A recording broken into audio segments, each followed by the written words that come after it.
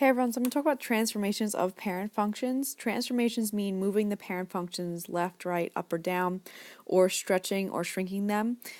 So let's talk about a few things you can do with the parent functions.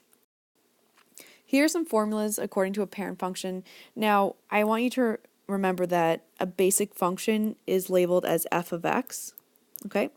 So this is what you can do to f of x, how you can manipulate it. This one here, if you notice, it's inside the parentheses. When you have a transformation inside the parentheses of a function or inside an absolute value or inside a square root, like inside the function, it's telling you a horizontal shift. So these two here are horizontal shifts. Now one is to the left and one is to the right, and they're tricky. The one that is to the left is the positive one, and the one that is to the right is the negative one. It's due to the equation that has the negative symbol inside of it already, so the negative cancels a negative to make it a positive. So normally you would think negative is left, but in this case positive is left. These two things here, if you notice the H is outside of the parentheses, that is a vertical shift, meaning an upward or downward shift of the function. The first one is just what you think, it is an upward shift, and the second one is a downward shift. The next one is a dilation when you have an A value in front of it. And again, H and A are both numbers, so let me describe what can happen with A. With A, if A is greater than 1, meaning if it was 2, 3, 4, 5, and so on, you would have a vertical stretch. That's making the function taller, basically. If A is between 0 and 1, so that means 0 is less than A, which is less than 1. If A is between 0 and 1, you will have a vertical shrink. Now, you can also use the word compression. That's the same idea. You are making the function shorter. Now, the last thing that can happen with A is if A is negative, if A is less than 1, you will have a reflection over X. So let's try an example.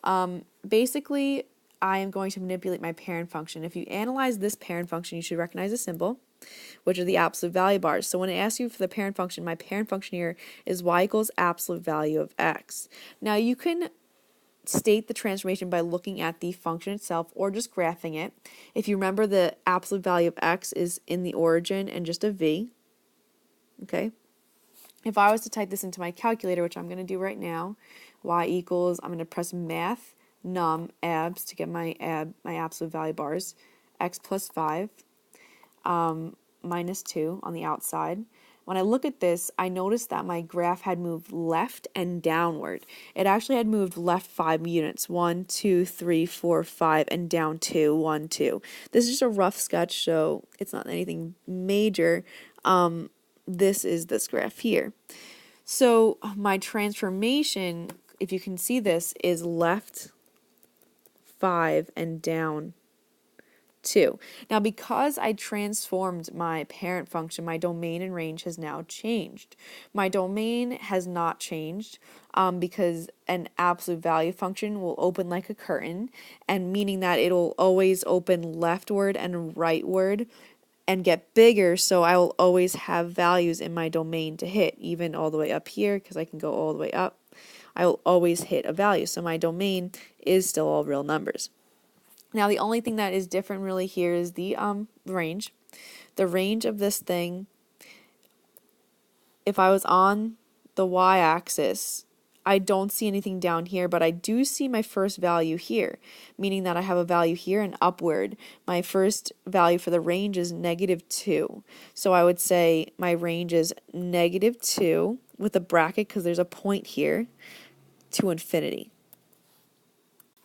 The next one is a quadratic. And the reason why I know it's a quadratic is because I see this squared value here. So I know my parent function is y equals x squared. And if I graph it in my calculator, I will see that U shape.